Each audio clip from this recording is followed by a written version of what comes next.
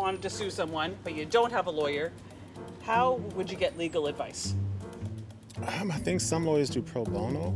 You can get legal advice online, and otherwise, if you were trying to sue someone, I believe you just file documents at the courthouse.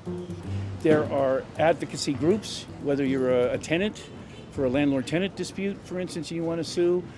As I understand it, I think the YMCA has legal volunteers that can help with that in some municipalities.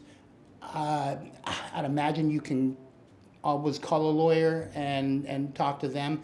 They may charge a consultation fee, but that's a good way to start.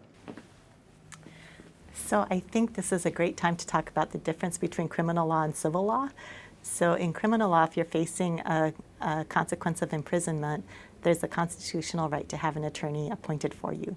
So at that preliminary appearance, one of the most important things that we do is we talk about the right to counsel and whether somebody's going to be able to hire their own attorney, and if not, appoint the Office of Assigned Counsel to represent them. I think the shortage of attorneys is definitely an issue there, but at some point, everybody who's eligible for attorney does get an attorney appointed for them. So is everybody else who's here represented by an attorney? Let me put it the other way. Is anybody here who is not represented by an attorney? Under our state's constitution, you can represent yourself, and I can tell you that I work very hard at having people not do that. It's a slaughter, because the rules of criminal procedure and the rules of evidence and even just how to pick a jury, all of that is very tricky stuff. It is such a complex world, and a misstep can mean you go to jail. In the civil arena, for small claims, people do, represent themselves. There's less at stake. But just to be clear, you can't just walk into the courthouse and walk up to a clerk and and ask them for legal advice. No, and clerks, we have to train our clerks not to, because our clerks have big hearts and they see somebody struggling and they want to help them, but that's just encouraging them to continue down the path without representation, and that is going to be a sharp cliff they fall off of. So that's the criminal process. In civil law, it's different. So in civil law, there isn't the same constitutional right to have an attorney to represent you, even if you can't afford it. And it can have dire implications in somebody's ability to proceed with their cases and to present their evidence. So we know that we have a tremendous amount of people, particularly in family law, who are going through without attorneys. There are advocacy organizations, Central Washington Legal Aid here in Yakima.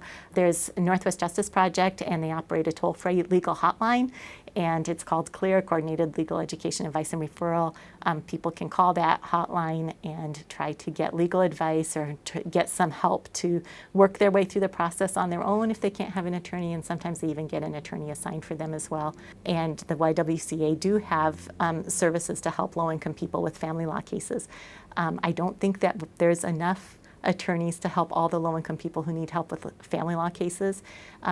Washington has made a huge effort to have plain language forms, and there's whole committees that try to do plain language, they call it, in the forms. But I think that the forms themselves are a big effort to try to make it easier for people to get the information from the court by working their way through the packets and answering the questions the best that they can. There have been efforts in our state for a really long time to improve access to justice and to make the process more straightforward for people who don't have attorneys.